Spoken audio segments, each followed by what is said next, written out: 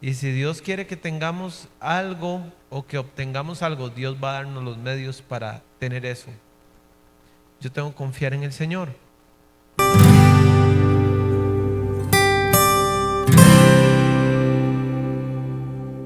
Vamos a orar. Padre bendito, Señor, gracias te damos por traernos a tu casa. Estamos aquí para escuchar tu voz, para atender a lo que tú nos hables, Señor. Te pedimos que por favor tengamos un oído dócil, un corazón sensible a lo que tú tienes para decirnos en esta tarde, en el nombre de Cristo Jesús. Amén y amén. ¿Pueden tomar su lugar, hermanos?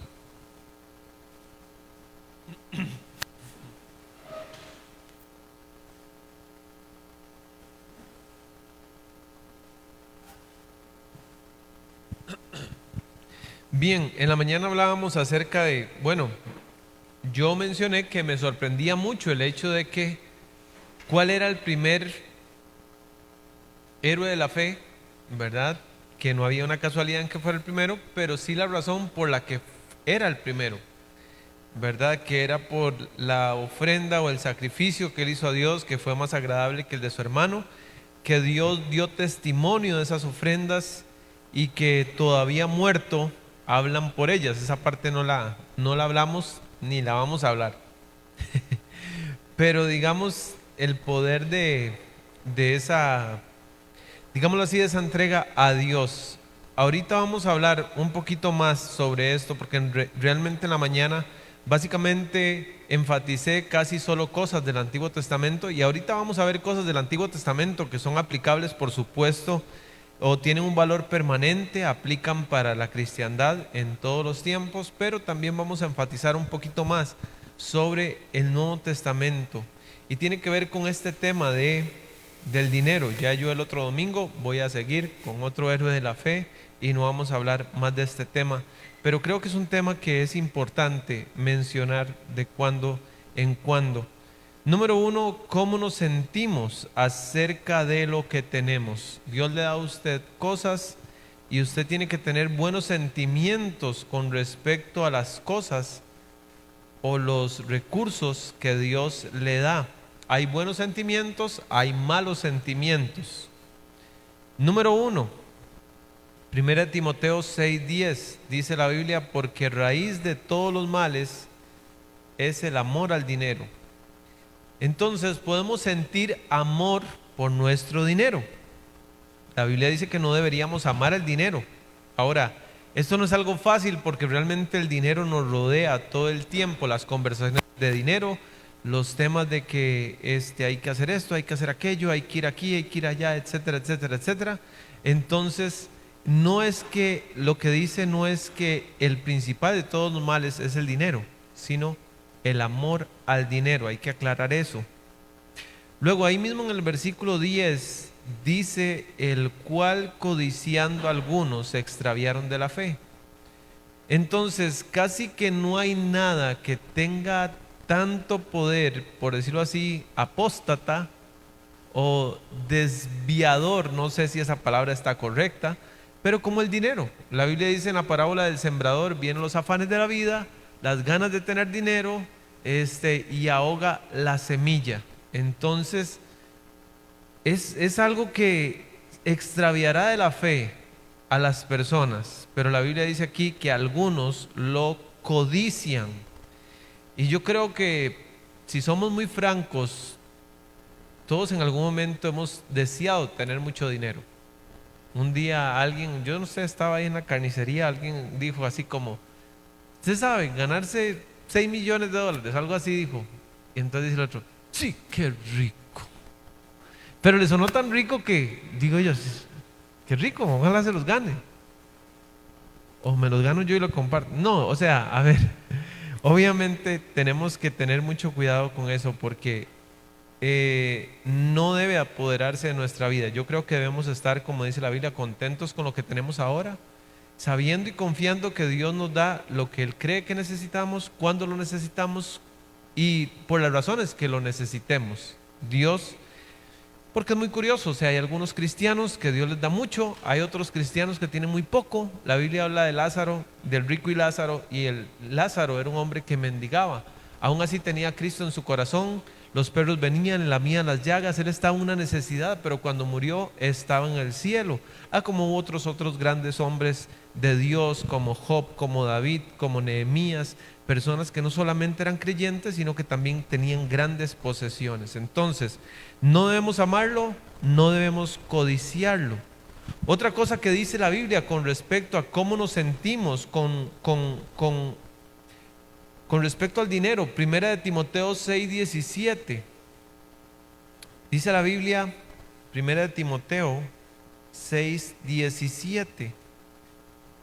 A los ricos de este siglo, ahora, yo supongo que los ricos de este siglo, los ricos de este siglo no son los mismos ricos del siglo de Pablo o de Timoteo, pero se refería básicamente al mismo tipo de ricos, es decir, ricos cristianos. Ricos cristianos. A los ricos de este siglo manda que no sean altivos, ni pongan la esperanza en las riquezas, las cuales son inciertas. Yo una vez escuché a una persona que tenía dinero que decía: yo no sé por qué ese pobretón no compra otro carro. ¿Sabe por qué no compra otro carro? Porque no puede. Así de sencillo. Entonces, las personas cuando ya tienen mucho piensan que es nada más como ir y tal vez ir y hacer algo, o nada más comprar algo o así, ¿verdad? Y no todas las personas tienen las mismas posibilidades. Que no sean altivos ni pongan la esperanza en las riquezas, las cuales son inciertas. A los ricos de este siglo mandan que no confíen en las riquezas. Ya yo les he dicho a ustedes, hermanos, las riquezas son tan inciertas como nuestra salud. O sea, si usted decae en su salud, yo pienso que tendría que amarlo demasiado en su trabajo para que lo sostengan 1 mes, 2 meses, 3 meses, 4 meses, 5 meses, 1 año. No va a pasar eso. Posiblemente. El único que nos va a sostener todo el tiempo va a ser Dios. O tan estable como su trabajo. Supongamos que usted está sano, pero no todos los lugares van a necesitar siempre nuestros servicios. Entonces son realmente inciertas. Entonces, confiar en el dinero, hermanos, como dice ahí, manda a los ricos que no pongan su esperanza en las riquezas. Es idolatría, porque es confiar en otra cosa que no sea Dios. Y Mateo 6:24 dice que no podemos servir a dos señores, no podemos servir a dos amos, no podemos servir a Dios y a las riquezas. Esa es una razón por la que Primera de Timoteo, hablando de los hombres de Dios, hablando de los siervos de Dios, dice que el hombre de Dios no debe ser avaro. El hombre de Dios no debe ser avaro. Es decir, personas que se van proyectando para ser obreros, pastores, misioneros o encargados de ministerios no pueden ser personas avaros. ¿Qué es avaro? Un sinónimo. Tacaño, mezquino, egoísta o agarrado. Eso me lo sacó la computadora. Yo le puse sinónimos y ahí está. No me lo inventé yo. No puede ser un hombre avaro porque usted no puede servir a Dios y al dinero. No solo eso, sino que la Biblia nos dice que no debemos buscar ser ricos. Debemos buscar honrar a Dios. Ahora, si Dios desea que usted sea rico y usted está trabajando duro como usted puede trabajar y Dios quiere que usted sea rico, quedará en su providencia y en su soberanía. Usted solo tiene que hacer el mejor esfuerzo, pero tiene que procurar no hacerse, no afanarse por esto. Primera de Timoteo 6:9 dice, ahí mismo en Primera de Timoteo, bueno, ya fuimos a otro lado. Dice, porque los que quieren enriquecerse caen en tentación y lazo y en muchas codicias necias y dañosas que hunden a los hombres en destrucción y perdición. Entonces, con respecto al dinero, no debemos ver el dinero como nuestro. Ese es otro sentimiento que deberíamos tener. No es nuestro, nada es nuestro, según la Biblia, somos administradores. Número 2. ¿Cómo lo podemos o cómo debemos obtenerlo o ganarlo? ¿Qué dice la Biblia sobre cómo ganamos el dinero o cómo debemos obtener el dinero? Dios dice mucho y en primer lugar dice no robe, no robe. Éxodo 20:15, no hurtarás. Bueno, tal vez hay algunas partes de la Biblia que son un poquito más exactas porque hurtar es como quitar algo por la fuerza. Robar tiene que ver con que una persona tome algo sin que la otra persona lo sepa. Entonces, no robe. No podemos robar dinero.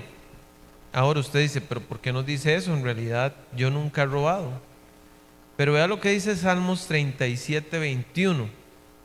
Dice el impío, Salmos 37:21 dice, el impío toma prestado y no paga. Esa es una forma de robar.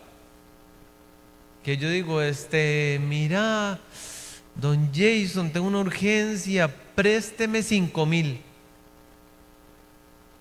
Y yo me desentiendo, o yo me hago el soviético, decía mi mamá, ¿verdad? Me hago el que no sé qué fue lo que pasó y ya después ya no le pagué. Bueno, de alguna forma tal vez solapada, pero le robé 5,000 colones a don Jason.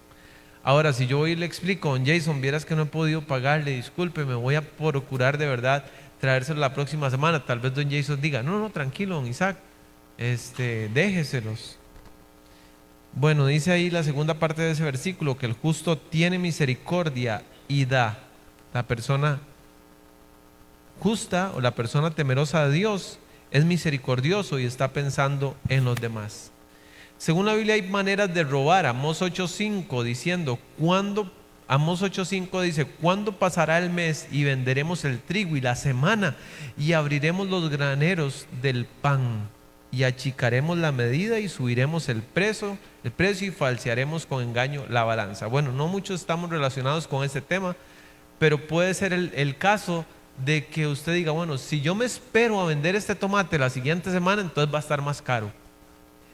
O si yo hago más pequeña la balanza y le vendo menos. Un día mi esposa pasó ahí a un lugar por la casa que venden queso y le dijo, deme 1 kilo de queso. Y mi esposa iba con el queso así y luego iba para el chino y decía, qué raro este queso, tan raro.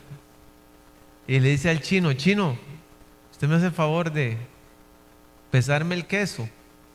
Él lo pone en la balanza ahí y dice 750 gramos. O sea, nos debían 1/4 de kilo. No era que le debían ahí 60 gramos. La persona nada más salió y dice, tome, muchas gracias, cobra todo el dinero y da menos cantidad. La Biblia dice que la balanza engañosa para Dios es abominación. Dios desea que si vamos a dar algo, cobremos lo justo por lo que estamos dando. Oseas 12:7 dice, mercader que tiene en su mano peso falso, mercader que tiene en su mano peso falso, amador de opresión. Ahí está hablando de falsificar, de engañar y de robar de manera solapada. Otra forma, hermanos, en que debemos también ganar u obtener nuestro dinero es no aplicando la usura. En otras palabras, no debemos aprovecharnos de la gente desesperada. Hay gente muy desesperada. Y usted podría decirle, bueno, dígame tal trabajo y yo le doy tanto. Y usted sabe que es mucho menos. Yo sé, digamos, aquí viene un muchacho a cortarnos el zacate y siempre pasan como decir así, apenas. Si yo le digo, bueno, yo le doy 5 porque es lo que tengo. Usted sabe, por todo este lote, yo podría aprovecharme y decir, dejarme la otra parte, pero eso sería, sería delante de Dios, sería pecado. Además, la Biblia deja bien claro, y aunque es un principio del Antiguo Testamento, hermanos, ojalá que usted se lo tome como algo personal, honestamente. Vea lo que dice Éxodo 22:25, y se lo voy a decir por qué. Porque a veces sucede, aunque ojalá que no,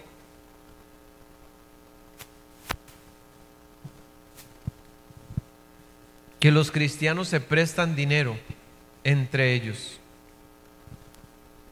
Dice Éxodo 22:25, ¿están ahí?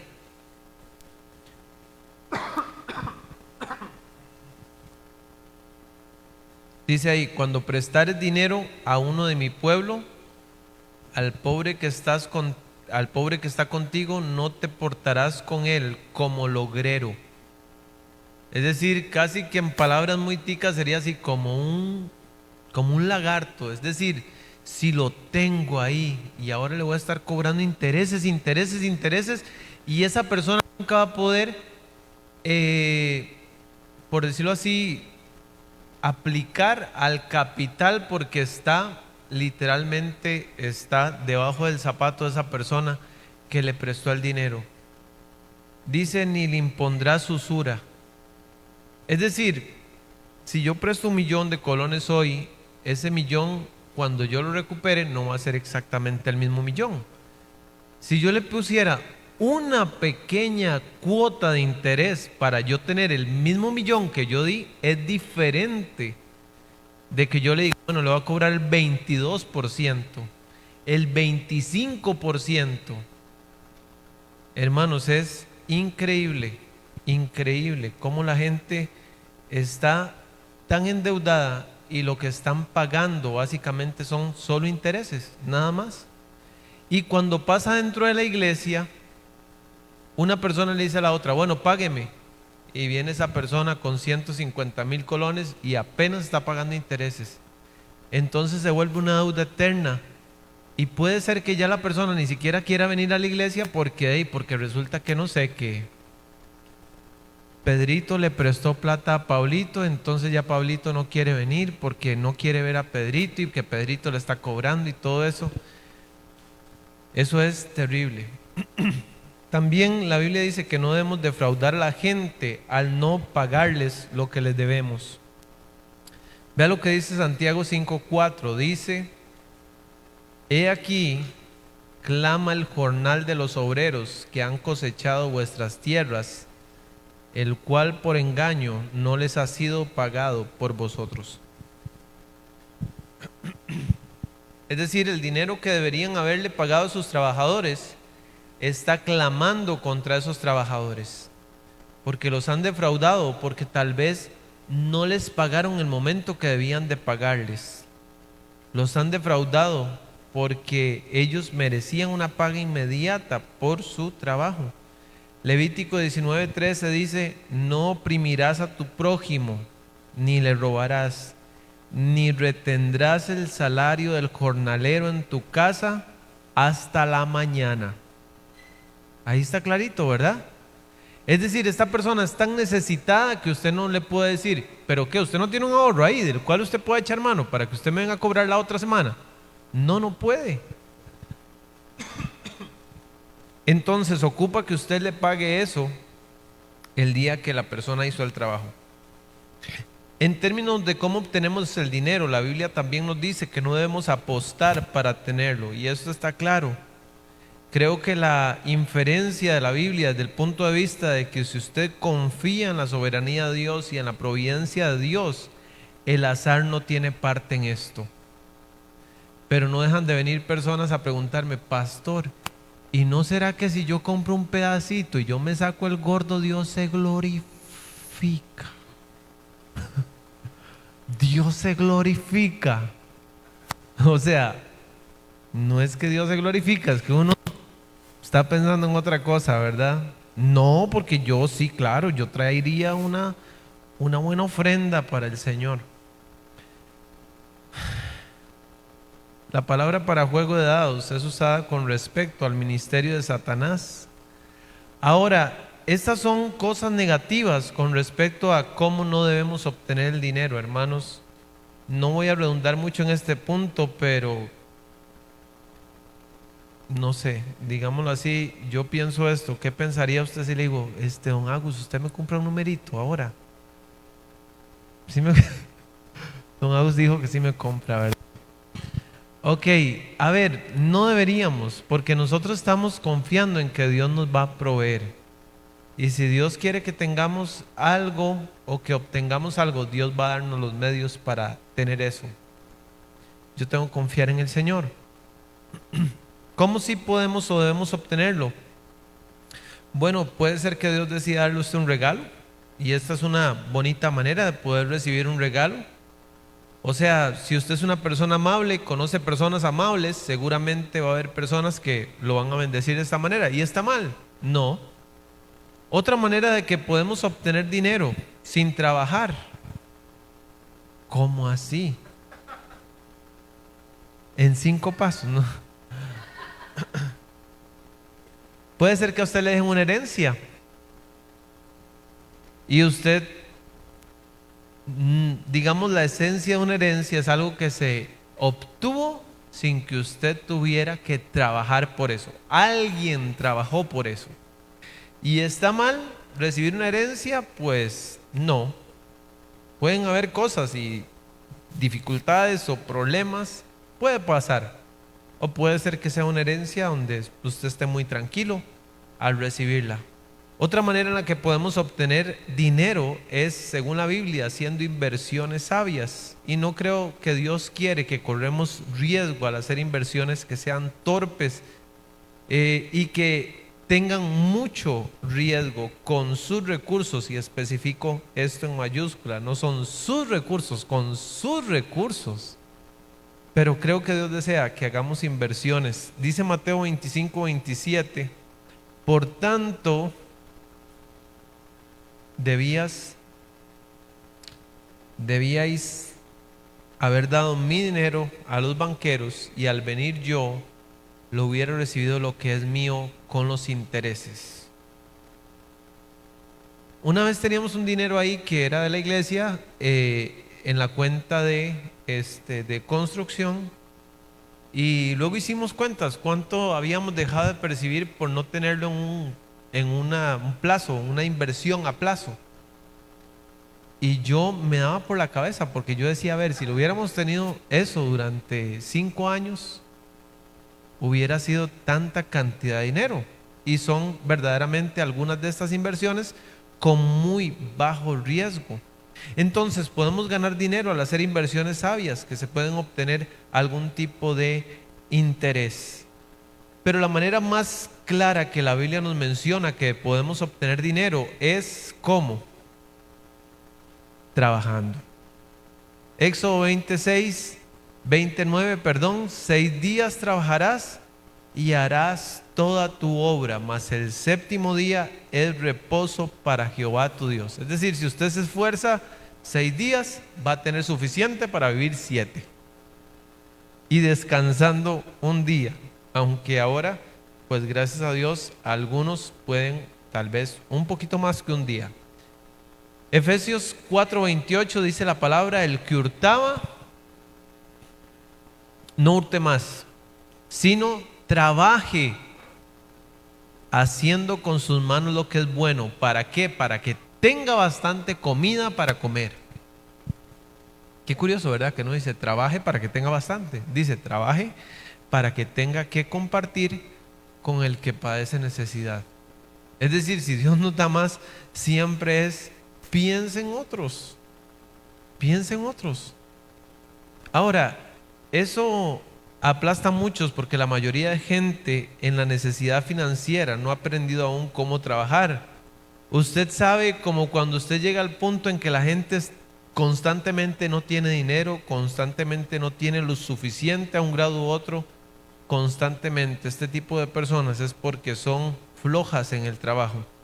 Ahora, hay circunstancias, porque las hay, y hay un montón de circunstancias, pero básicamente el problema real con la gente que no tiene nada es porque no trabaja nada.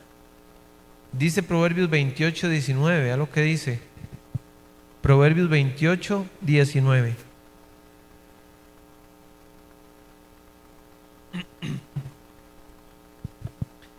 Dice, el que labra su tierra se saciará de pan, o sea, tendrá pan suficiente, mas el que sigue a los ociosos se llenará de pobreza.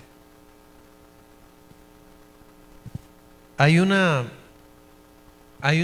dicho que dice que la pereza corre o camina tan despacio que la pobreza no tarda en alcanzarla. Entonces tenemos que, sí, trabajar, esforzarnos. Dice Proverbios 14:23, este versículo realmente es muy práctico. En toda labor hay fruto. Es decir, póngase a hacer algo, cualquier cosa. Venda, no sé, venda. A mí me sorprendió de verdad cuando Aarón llegó aquí. Yo le dije, Aarón, ¿y usted en qué trabaja? Y me dice, bueno, yo tengo una empresa así de turismo. Y en la pandemia, ¿qué hizo? Yo vendía verduras y frutas. ¿En serio? ¿Y cómo iba con eso? Súper bien. Yo hacía como 800,000 por mes. Y yo, ¿qué? Y andaba ahí repartiendo afanosamente para arriba y para abajo, con grupos aquí y allá. ¿Usted ocupa, señora? ¿Qué le llevo? ¿Qué le compro? ¿Qué le...? No, ¿verdad? Pero ahí está esforzándose. A ver, en toda labor, dice, hay fruto. Mas las vanas palabras de los labios empobrecen.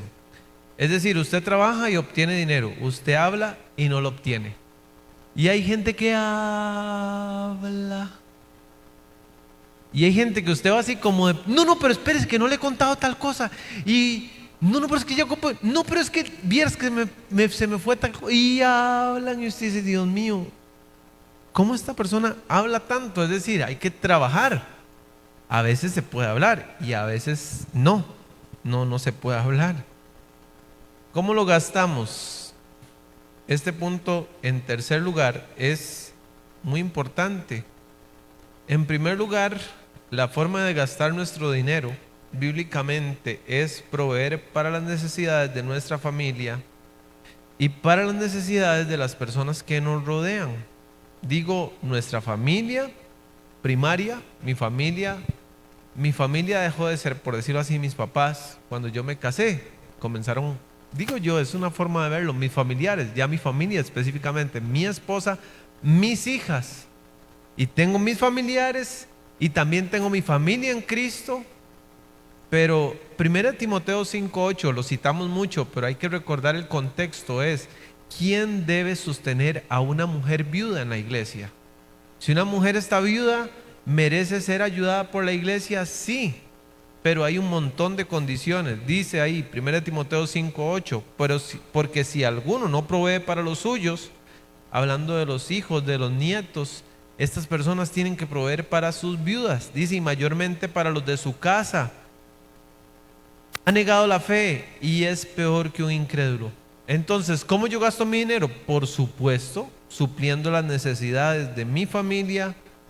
Y si una persona tiene mucha necesidad, yo me acuerdo cuando se vino la pandemia, yo creo que nunca me había llamado tanta gente. Usted es pastor, ¿verdad? Sí. Es que vieras que yo soy aquí de Belén de Heredia. ¿Usted no están dando diarios? Vea, sí estamos dando, pero estamos velando por las necesidades de la gente de la iglesia. Primero, yo no sé, en serio, me llamó un montón de gente. ¿Por qué? Porque yo no conozco a esa gente. Yo voy a velar primero por la familia de la fe. Por supuesto. Dice ahí que esta persona que no hace esto es peor que un incrédulo, y estas son palabras muy fuertes, palabras serias. Primera de Juan 3:17 dice, pero el que tiene bienes de este mundo y ve a su hermano tener necesidad y cierra contra él su corazón, ¿cómo mora el amor de Dios en él? Hijitos míos, no amemos de palabra ni de lengua, sino de hecho y en verdad. Es decir, la ayuda mutua tiene que ser un distintivo de una persona que tiene a Cristo en su corazón, porque si no lo hace, ¿cómo mora el amor de Dios en él? O sea, si el amor de Dios mora en mí, las necesidades de otros van a ser mis necesidades. Dice que si ves a tu hermano tener necesidad y usted no satisface su necesidad, ni siquiera es un cristiano. ¿Cómo mora el amor de Dios en usted o en mí? Entonces usted debe gastar su dinero para sus necesidades, las necesidades de su casa, de su familia y las necesidades de aquellos que los rodean. Otra forma de gastar nuestro dinero es pagando nuestras deudas. ¿De dónde sacamos eso? Romanos 13:8 dice, no le deban nada a nadie. Pero ¿cómo hago? Yo debo el carro. Bueno, hay algunas deudas que son legítimas, digámoslo así. Muy difícilmente alguien tiene ahora 50 millones para decir, voy a ir a comprar esa casa así de contado, tome, pum, deme esa casa. Bueno, yo no puedo, yo no sé usted. Entonces, ¿qué hace uno? De ahí, paga con el banco. y usted confía, ora, por supuesto, toma una decisión basado en la dirección que Dios le da.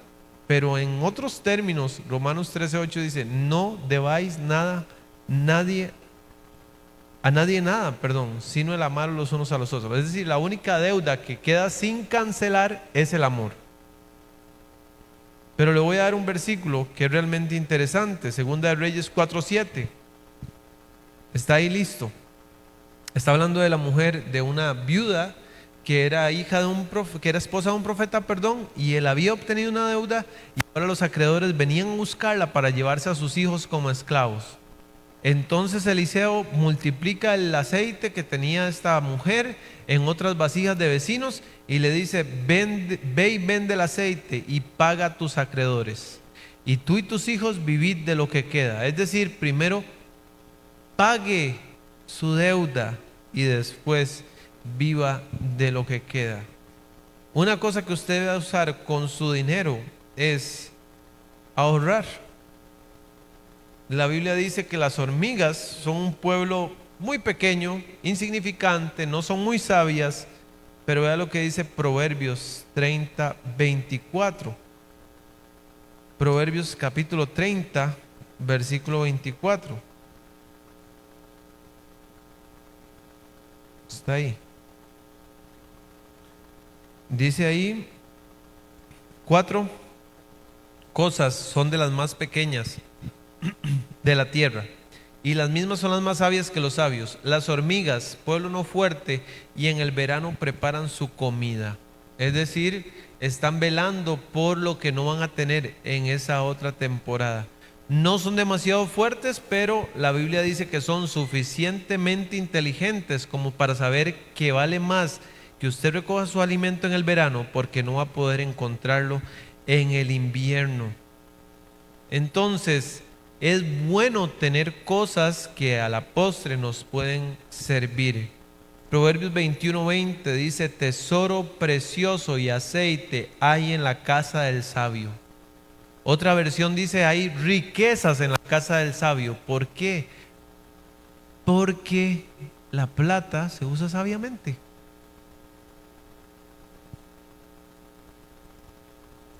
Mas el hombre insensato todo lo disipa. Es decir, la persona que no es sabia dice, ya recibí esto, me compro esto, me compro esto, me compro esto, pago esto, paso la tarjeta aquí, allá, y más bien debo a futuro. ¿Por qué? Porque me compré esto a paguitos, me compré esto en Credix, me compré esto en tasa cero, y entonces debo todo eso, no hacia atrás, más bien hacia adelante. En ese tiempo no había esa posibilidad. Entonces lo que a usted le llegaba, la persona lo disipaba. Ahora tenemos posibilidades más insensatas todavía. Entonces hay que pensar y orar. ¿Cómo conseguimos nuestro dinero? Hay que ahorrar, hermanos, pero tengo que hacerles una salvedad. Vea lo que dice Santiago 5:2. Tenga cuidado de no caer en este pecado. Santiago 5:2, vea lo que dice. Vuestras riquezas están podridas y vuestras ropas están comidas de polilla. En realidad, Jesús siempre habló, siempre instó a la gente a vender lo que tenía para ayudar a otros. Es decir, si vemos la Biblia en el todo, es sí, hay que tener. Pero cuando habla de riquezas que están podridas, es que están ahí como empantanadas, están tan guardadas, están tan conservadas que no se mueven. Simplemente usted echa un poco más de riqueza, un poco más de riqueza, y hay gente que es tan tacaña que ni siquiera dicen, bueno, yo voy a comprarme otros zapatitos, otra camiseta, voy a ayudar a fulano de tal, ni siquiera yo escuché la historia de una señora que era multimillonaria y andaba en harapos. ¿Por qué? Porque ella decía, hey, no, ahí está invirtiéndose la plata, está ganando, y murió como una persona pobre. Ahora, si usted no quiere comprarse nada, está bien, pero la Biblia dice que esas riquezas deberían estar funcionando en las cosas del reino de Dios. No le voy a decir algo que usted ya no sepa, pero otra forma de gastarlo es entendiendo que usted y yo somos administradores y mayordomos. Si su jefe viene y le dice a usted, don Michael, aquí están $100 de mi dinero, quiero que usted los gaste con cuidado, con sabiduría, que compre algunas cosas que necesitamos y cuando usted regrese me trae el recibo. Adivine qué va a hacer don Michael. Si yo le digo a Juanjo, vea Juanjo, estos 100,000 colones son de la iglesia, vaya, compre esto, esto y esto y esto que necesitamos, pida factura, la imprime y me la trae. Adivine qué va a hacer Juanjo. Exactamente eso que yo le dije. ¿Por qué? Porque él sabe que anda dinero que no es de él. Pero por otro lado, si usted tiene $100 en su bolsillo que son suyos y usted no siente que tiene que rendirle cuentas a nadie porque son suyos, pero usted no va a tener tanto cuidado con eso. Puede ser que se sienta no tener tanto cuidado, pero realmente son suyos. Esa es la cuestión que a veces decimos, el 10% es de Dios y el otro 90% es mío. Hermanos, el todo es de Dios y usted le va a rendir cuentas a su Dios. ¿Cuánto más usted, si usted le va a rendir cuentas, perdón, a su jefe, cuánto más tiene que rendirle cuentas a Dios? Ahora, vamos a ver algunos aspectos del Nuevo Testamento. ¿Cómo lo damos? Que es el cuarto punto. Lo damos según la Biblia. Vamos a 2 de Corintios, capítulo 9. Usted sabe que la porción más grande sobre el dar cristiano en el Nuevo Testamento está en 2 de Corintios, capítulo 8 y capítulo 9. ¿Sí lo sabe? ¿Cómo lo damos? Número 1, consecuentemente. ¿Qué significa eso, Isaac? Vea lo que dice 2 de Corintios 9:1. Cuanto a la administración para los santos, es por demás que yo os escriba, dice Pablo. ¿Sabe qué es consecuentemente? ¿Sabe qué significa eso? ¿Ah? No. Lo que dice es, en cuanto a la administración para los santos, es por demás. Es por demás. No hace falta. No es necesario. Cuando estamos hablando a cristianos maduros, este tema ni hay que tocarlo. Pablo lo que está diciendo es, si estamos entre cristianos maduros, es por demás que hablemos de este tema. ¿Por qué? Porque yo no voy a tener que decirle, mira, por favor, Juanjo, usted va a ser pastor, sea generoso, vaya practicando de una vez. No. Yo digo, si es un cristiano maduro, ni es necesario que yo se lo mencione. Ahora, claro, a mí me lo mencionaban cuando yo era obrero. Y yo se los menciono a ellos y se los menciono a ustedes. Pero consecuentemente es como lo obvio. Es como que usted dice, a ver, ¿qué yo le voy a hablar de, no sé, de grasa a un mecánico? Si sabe muy bien qué es eso. O de sangre a un paramédico. Sabe muy bien qué es eso. Sabe que eso es el origen de su trabajo específicamente. Número 2, obedientemente. 1 de Corintios 16:1 dice, en cuanto a la ofrenda para los santos, haced vosotros también de la manera que ordené en las iglesias de Galacia. ¿Quién lo ordenó? Pablo. ¿Pero quién lo ordenó a través de Pablo? Dios. Entonces, en obediencia al cristiano entiende que debe hacer esto y va y lo hace. Había sentado Pablo un precedente, dice, de la manera que ordené a las iglesias en Galacia. 2 de Corintios 8:7 también nos habla ahí de la obediencia, un poquito más adelante. Por tanto, como en todo abundáis en fe, en palabra, en ciencia, en toda solicitud y en vuestro amor para con nosotros, es decir, como esta iglesia era tan rica en dones y talentos y como esta iglesia está llena de fe, de palabra, de conocimiento, de toda solicitud, en vuestro amor para con nosotros, abundad también esta gracia. O sea, abunden en ofrendas de amor. Se hace obedientemente. Número 3, Segunda de Corintios 9, 2 y 3. Se hace preparadamente. Es muy raro que un creyente de muchos años llegue a la iglesia y diga: uy, sí es cierto, las ofrendas, ¿qué voy a dar? ¡Ah! Vamos a ver qué sale. Señor, por favor, que tenga algo aquí. Vamos a ver. Uy, no, Dios, lo siento, no tengo nada.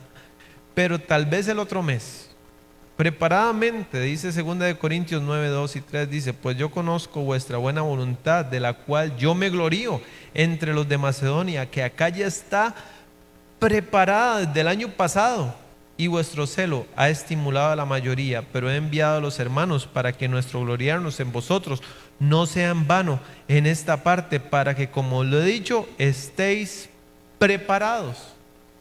Yo sé qué es lo que Dios me da a mí cada quincena, entonces yo sé que yo le voy a dar a Dios cada quincena también.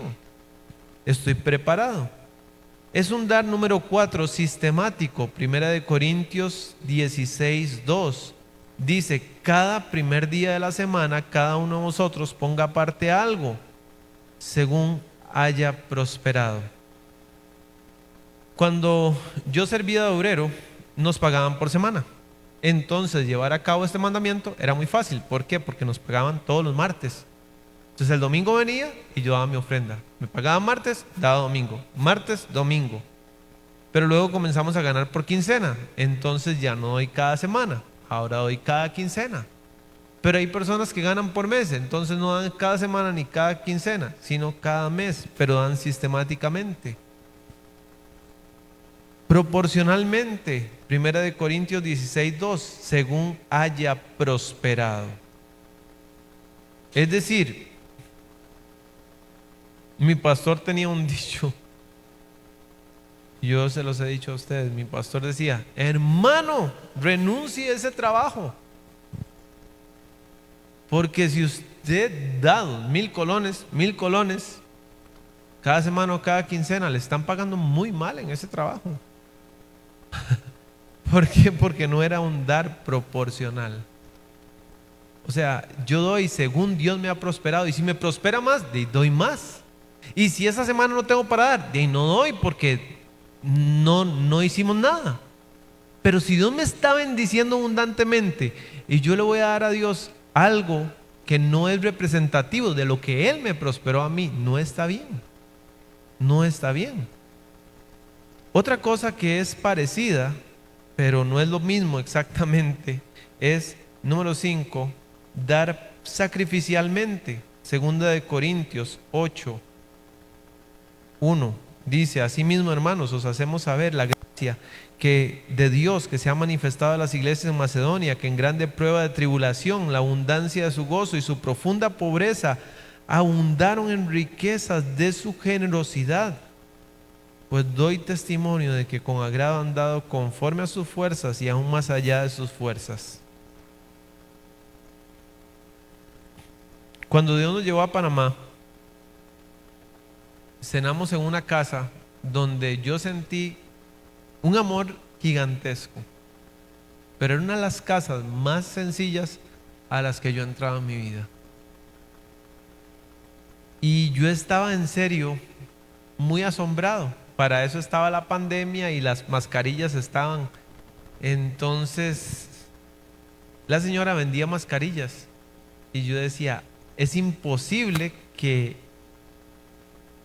no le paguemos las mascarillas, porque viendo la condición en que viven, ellos necesitan la plata. Y la señora me dio un paquete de mascarillas de esas bien bonitas y me dice: estas son para usted, con mucho amor, y estas son para su esposa. Y nosotros salimos de esa casa con el corazón en la mano, porque eran personas muy humildes, pero que daban sacrificialmente. La gente en Macedonia era gente profundamente pobre, profundamente pobre. Hermanos, yo lo he dicho en muchas ocasiones, en esta iglesia no hay nadie profundamente pobre. Hay personas que tienen menos, sí, pero alguien que pueda decir: yo soy profundamente pobre, no hay. Otra forma de dar, versículo 9:7, 2 de Corintios 9:7. Punto número 6.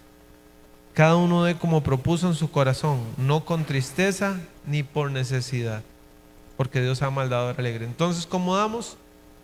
Sí, preparadamente, obedientemente, consecuentemente, sistemáticamente, sacrificialmente, pero también alegremente. Segunda de Corintios 8:4 dice: pidiéndonos con muchos ruegos que les concediésemos el privilegio de participar en este servicio para los santos. Estas personas que eran profundamente pobres pedían dar, porque a veces cuando se pide algo y la persona que está presidiendo, digámoslo así, ese tiempo dice: no, ve, doña Mari sí puede dar.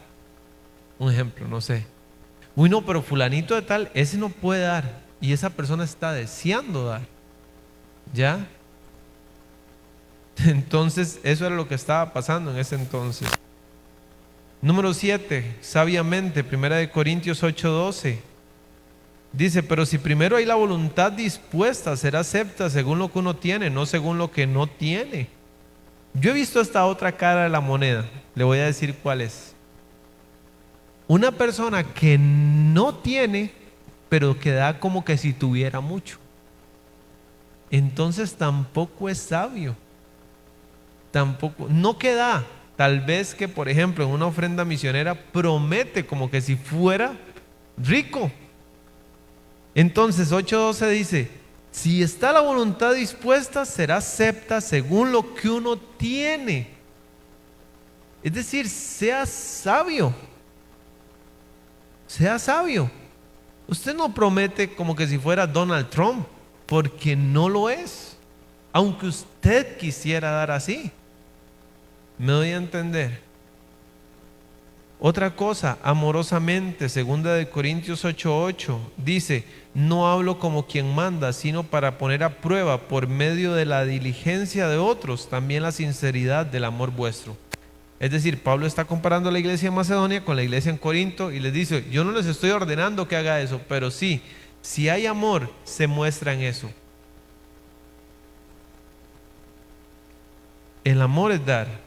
De tal manera amó Dios al mundo que ha dado. Esta es una prueba del amor y buena voluntad.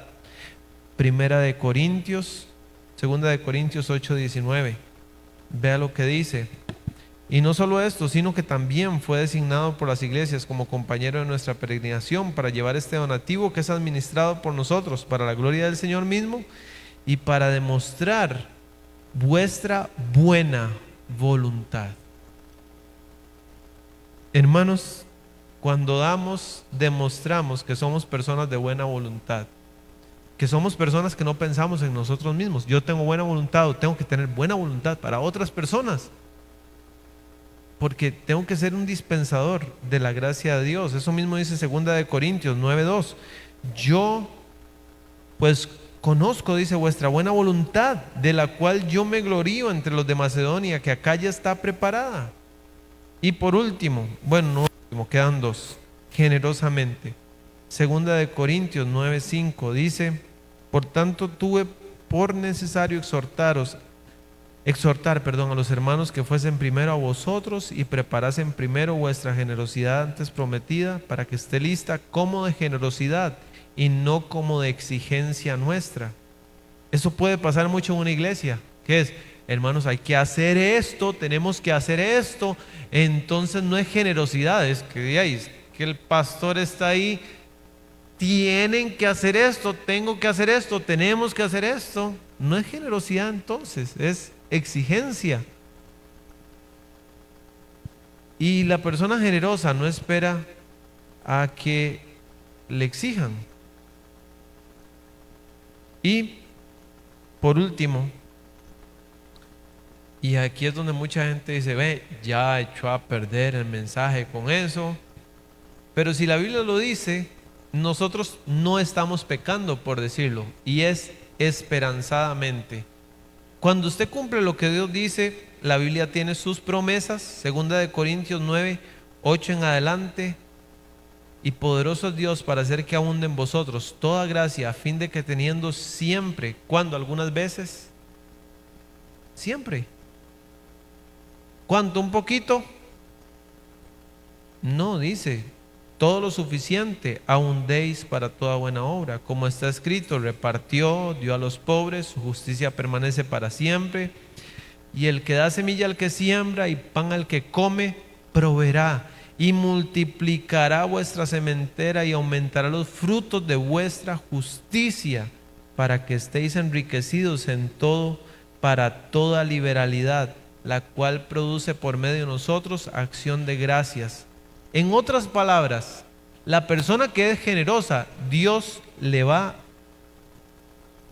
a mantener la posibilidad de dar siempre.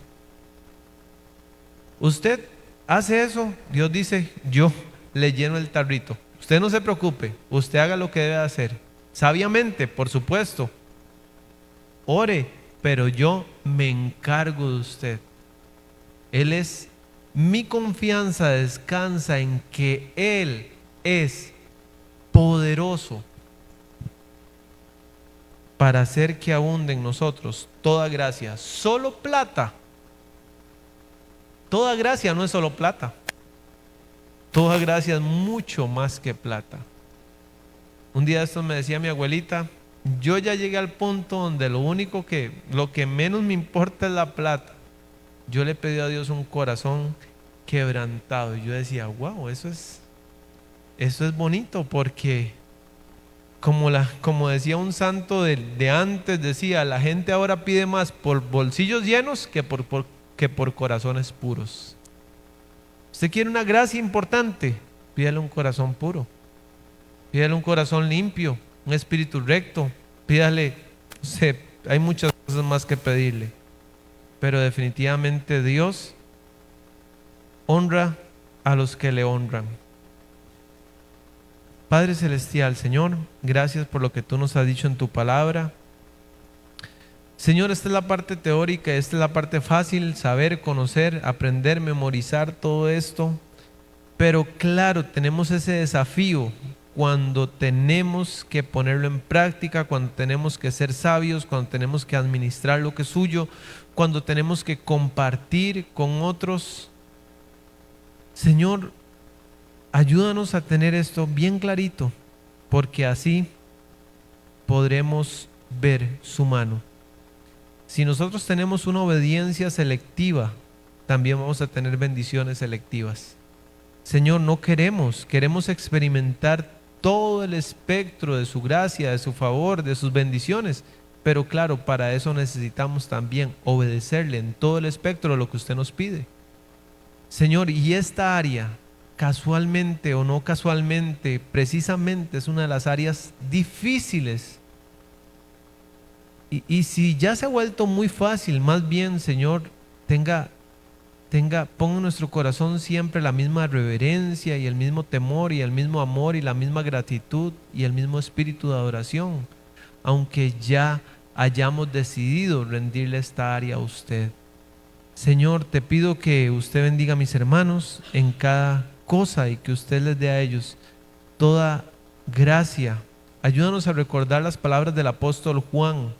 Amado, yo deseo que tú seas prosperado en todo y que tengas salud, pero lo más importante, así como prospera tu alma.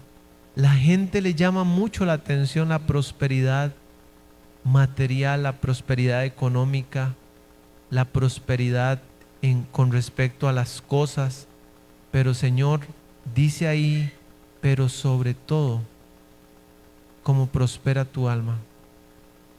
Señor, que nuestra alma crezca más que nuestra cuenta, que nuestra espiritualidad, que nuestra madurez crezca más que lo que deseamos, pues, recibir de usted. Señor, le pido eso por mis hermanos y por mi persona, por mi familia, en el nombre de Cristo Jesús. Amén y amén.